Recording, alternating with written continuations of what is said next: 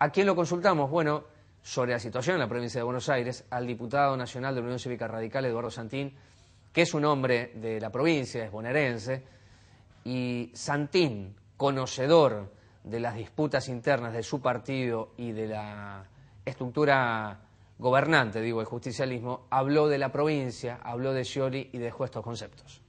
Se acabó la fiesta, se acabó la plata, y gobernar con plata es fácil. Entonces, más que problemas estructurales, hay problemas de eficiencia. Que se acabó la fiesta. Y la realidad es que la Argentina tuvo momentos donde había ingresos muy importantes, es decir, aumentaba mensualmente la recaudación.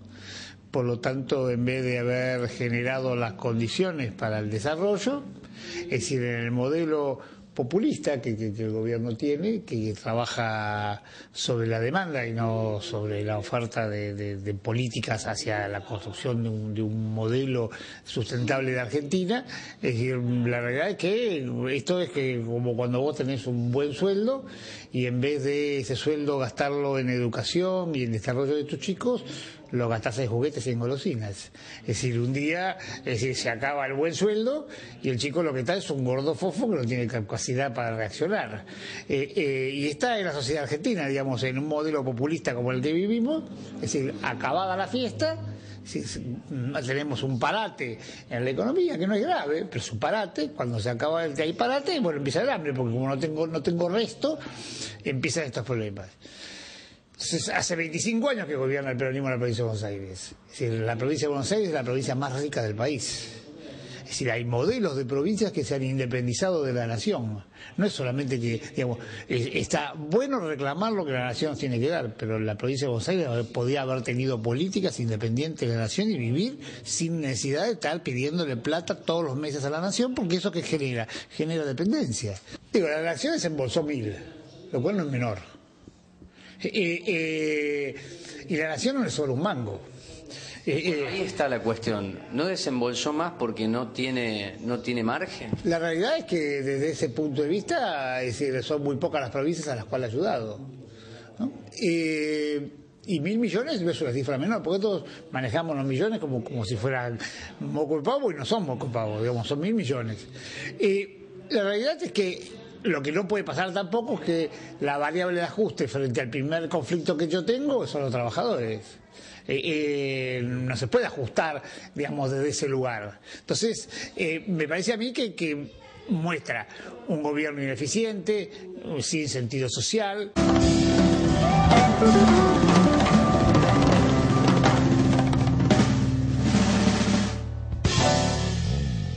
Si se acabó la fiesta y los recursos no son girados por la nación como lo hizo durante tantos años, no se olvide que esta discusión que no se da, que es la central para alcanzar un federalismo tributario, viene desde el año 1985, cuando el gobernador Armendáriz, de la Unión Cívica Radical en aquel momento, dispuso esa cesión de derechos, y desde allí lo único que apareció como compensación de los puntos quitados y que absorbe la nación es el Fondo de Reparación Histórico del Conurbano Bonaerense en la presidencia de Duhalde, que al día de hoy continúa, pero congelado en los 600 millones de pesos dólares en aquellos años de la convertibilidad, lo recordarán muchos. Y en esto hay que, por lo menos, centrar la mirada en la velocidad de las decisiones y en el cambio de escenario sin que la película sea distinta. La semana pasada, Scioli intentó bajar a la Cámara Alta, al Senado y luego en diputados el proyecto de emergencia económica y fue refutado, siquiera la intentona, por el propio oficialismo. Estoy hablando Mariotto, que definió que de ninguna manera el kirchnerismo o el Frente Justicialista para la Victoria podía acometer con el ajuste lo que en otras palabras sería enfriamiento de la economía y las cuestiones que este gobierno no está en condiciones, por lo menos en la práctica de su prédica, asumir.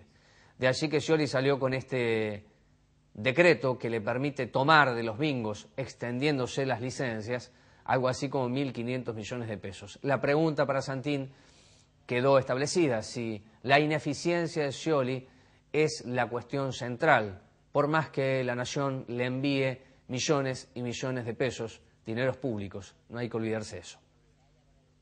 La realidad es que el modelo kirchnerista, peronista, es decir, esto de independencia frente a los poderes, la realidad, la dependencia que tiene la provincia de Buenos Aires respecto al Poder Central es fenomenal.